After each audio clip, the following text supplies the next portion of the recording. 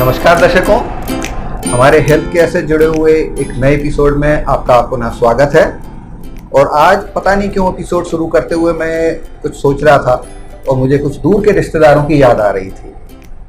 और ये दूर के रिश्तेदार अक्सर होते तो बहुत दूर हैं, लेकिन हमारे घर और हमारे जीवन पर बहुत बड़ा असर डालते हैं। और आज मैं चर्चा करने जा रहा हूँ आँख के दूर के रिश्तेदारों के बारे में। तो ये 3 बड़े ऐसे रिश्तेदार हैं जिनका बड़ा ज़्यादा योगदान रहता है हमारी आँख के ऊपर प्रभाव डालने का। तो पहला रिश्तेदार जो थोड़ा सा करीब होता है वो है थायराइड, दूसरा रिश्तेदार होता है हमारा हार्ट और तीसरा होता है पैंक्रियास। और इन रिश्तेदारों में जब कुछ गड़बड़ियाँ पैदा होती हैं, फॉर एग्जांपल अगर हम पैंक्रियास की बात करें तो वहाँ से डायबिटीज़ नाम का दैत्य शुरू होता है और शरीर में फैलना शुरू करता है। हार्ट में अगर कुछ प्रॉब्लम आती है तो हमारा ब्लड प्रेशर ऊपर नीचे होता है, जिसका सीधा असर आगे हमारे दूसरे अंगों पर पड़ता है। और तीसरा होता है थायराइड, जो कि निकट का रिश्तेदार है लेकिन है दूर, और इसका भी आंखों पर बहुत बड़ा प्रभाव देखा जाता है।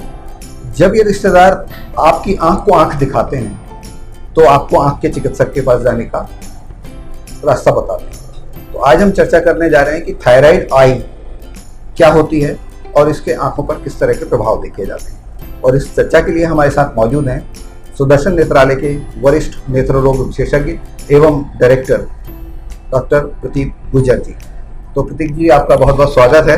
और आज की भूमिका थोड़ी सी डिफरेंट रही हमारी। तो ये थायराइड पर आज हम विशेष रूप से चर्चा कर रहे हैं आपसे। तो थायराइड की जो इम्बैलेंसेस होते हैं या थायराइड में कुछ गड़बड़ी आती है तो उसका आंखों पर किस तरह का प्रभाव आता है? जी, बहुत ही महत्वपूर्ण चीज़ है, क्योंकि आमतौर पर हमने देखा है कि जागरूकता डायबिटीज़ को लेके है, हार्ट को लेके भी है, heart disease, hypertension, blood pressure, उसको भी थोड़ी जागरूकता है कि हाँ इसका आंखों पर प्रभाव होता है। लेकिन थायराइड के विषय में आमतौर पे बात होती ही नहीं है जी, ये छूट जाता है। हाँ। थायराइड ग्रंथि का जो प्रभाव है वो दोनों ही कंडीशन में मिलेगा आपको। यदि थायराइड ग्रंथि का काम कम हो जाए, हाइपोथायराइडिज्म हो जाए तो भी मिलेगा, और थायराइड ग्रंथि का काम अधिक हो जाए, तेज कर दे वो काम, हाइपरथायराइडिज्म हो जाए, थायरोटॉक्सिकोसिस जिसको कहते हैं, तो भी मिलेगा। तो ये दोनों ही चीज़ों में आँख पे विपरीत प्रभाव डाल सकता है। जी जी। तो जो थायराइड आई बीमारी है, इस बीमारी के बारे में थोड़ा सा विस्तार से बताएं हमारे दर्शकों को, क्योंकि आँख की बीमारी यानी आँख की बीमारी समझ में आती है लेकिन उसका ओरिजिन कहाँ से है वो पता नहीं होता है। तो थायराइड आई जो होती है उसमें किस तरह की समस्याएं आती हैं जिसको हम समझ सकते हैं कि थायराइड आई की समस्या? देखिए, जब पेशेंट्स हमारे पास आते हैं और हम उनको जांच करते हैं तो कई बार हम आँख देखने पे ही बोल देते हैं कि आपको ये ब्लड टेस्ट कराना पड़ेगा, शायद आपके थायराइड ग्लैंड में प्रॉब्लम आएगा। तो तब पेशेंट फिर बताता है कि हाँ सर, हमको पहले भी थायराइड ग्लैंड का प्रॉब्लम बताया गया था। तो ऐसे कई आँख के प्रॉपर साइंस हैं जो कि टेल साइंस जिसको हम कह सकते हैं, कि देखते ही हमें मालूम पड़ जाता है कि हाँ इनकी थायराइड ग्रंथि में प्रॉब्लम होगी। अगर थायराइड आपका हाइपोथायराइडिज्म की कंडीशन है, आपका थायराइड ग्रंथि प्रॉपरली काम नहीं कर रही है, सीक्रेशंस प्रॉपर नहीं है, तो उसकी वजह से आंखों में दुष्प्रभाव जो पड़ते हैं वो बहुत कॉमनली देखने को मिलते हैं। उसको हम कहते हैं जैसे ड्राई आई जिसको हो रहा है, आंखों में आंसू की कमी हो रही है, तो वो एक विपरीत प्रभाव थायराइड डिसीज में देखने को मिलता है हम लोगों को। दूसरा एक प्रभाव होता है जिसको हम कहते हैं सुपीरियर लिम्बिक केरेटोकंजंक्टिवाइटिस नाम की बीमारी होती है, जिसमें आंख के पलक के नीचे सूजन आने लगता है जी। वो थायराइड पेशेंट में बहुत टिपिकली मिलती है। ऐसी काली पुतली जो है, कॉर्निया जो है, उस पर छोटे छोटे डॉट्स बन जाना जिसको हम थाइगिसंस केरेटाइटिस कहते हैं।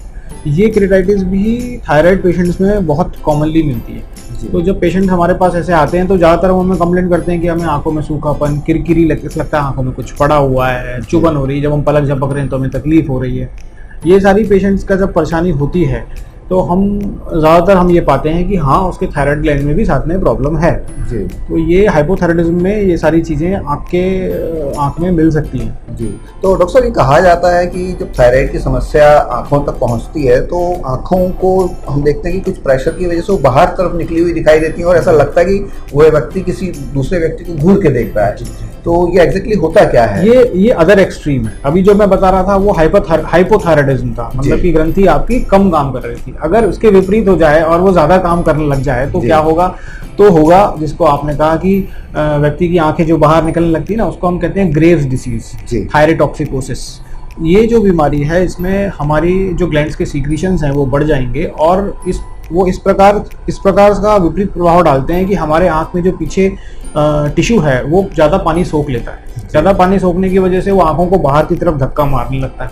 तो हमारी आंखें एकदम प्रोमिनेंट दिखती हैं, स्टेयर गेज कहते हैं उसको जी। इसके अलावा वो जो आंख की मांसपेशियां हैं जो आंख को ऊपर नीचे दाएं बाएं करने में हेल्प करती हैं, उस पर भी विपरीत प्रभाव डालता है। तो आंख की जो गेज होती है वो एकदम फिक्स्ड सीधा हो जाती है, तो व्यक्ति थोड़ा सा ऐसा लगता है कि वो घूर रहा है। जी जी है ना, ये हाइपरथायराइडिज्म या थायराटॉक्सिकोसिस ग्रेव्स डिसीज जिसको हम कहते हैं वो ये है। ओके। तो डॉक्टर साहब, कोई भी बीमारी जो होती है शरीर में धीरे धीरे पनपना शुरू करती है और एक लंबा समय लेती है और ऊपर उभर के आने में, तो ये जो आप समस्या बता रहे हैं तो इसका आप थोड़ा सा समय अंतराल बता पाएंगे कि कितने समय पहले ये शुरुआत हुई होती है बॉडी में और कब जाकर के ये सामने आती है? जी, ये कई बार बहुत पहले शुरू हो जाता है। हमने देखा है पेशेंट्स की हिस्ट्री में, कई बार सालों पहले पेशेंट हिस्ट्री दे रहा होता है कि हमको ये चीज़ पहले से थी और 3-4 साल हो गए उसके बाद हमें ये होना शुरू हुआ है। ये बेसिकली एक प्रकार का ऑटो इम्यून डिसऑर्डर है जिसमें हमारी शरीर की प्रतिरोधक क्षमता हमारे ही खिलाफ काम करने लग जाती है जी। है ना।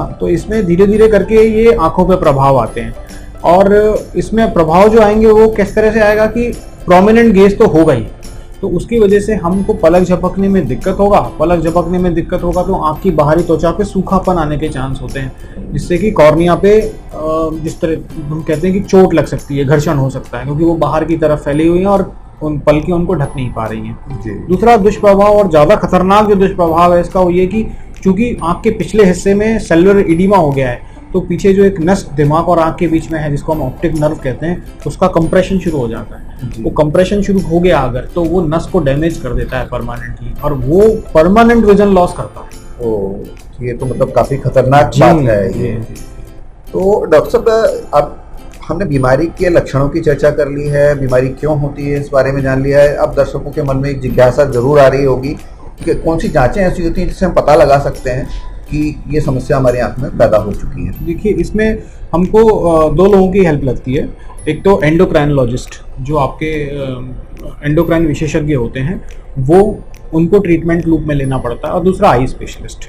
ये 2 लोगों को हमें साथ में लेके चलना पड़ता है। कुछ ब्लड टेस्ट होते हैं जो हम पेशेंट से करवाते हैं जिससे हमें मालूम पड़ता है कि उनका हार्मोनल लेवल कितना है, वो हम देख लेते हैं। इसके अलावा कई बार हमें कुछ इमेजिंग टेस्ट भी कराने पड़ते हैं ये देखने के लिए कि पीछे के नस में पिछले हिस्से में कितना डैमेज हो रहा है ना, वो हमको देख के ही ट्रीटमेंट प्लान बनाना पड़ता है। तो ज़्यादातर केसेस में हम ट्रीटमेंट में आई ड्रॉप्स और सिस्टमिक ट्रीटमेंट जिसमें हम स्टेरॉइड्स वगैरह देते हैं। तो सर्जिकल पार्ट कितना है? सर्जिकल पार्ट बहुत कम है, बहुत ही एडवांस्ड स्टेज नेग्लेक्टेड है अगर कोई जिसने सालों तक ध्यान नहीं दिया, उनमें फिर हमें, या फिर अचानक से आया और जिसमें ऑप्टिक नर्व कंप्रेशन हो रहा है, पीछे की नस में एकदम से दबाव बढ़ रहा है, तो हमको उसमें फिर सर्जिकल ट्रीटमेंट करके कंप्रेशन कम करना पड़ता है। अदरवाइज सर्जिकल मैनेजमेंट बहुत बहुत कम केसेस में करना पड़ता है। ज़्यादातर मेडिसिनल ट्रीटमेंट से ही वो पेशेंट ठीक होता है। और हमारे ही देख में ऐसे बहुत से पेशेंट हैं जिनकी आँख एकदम प्रोमिनेंट थी, फिर धीरे धीरे करके, हालांकि इसमें कुछ वर्ष लगते हैं, पर वो पूरा प्रॉपरली ठीक होता है। जी।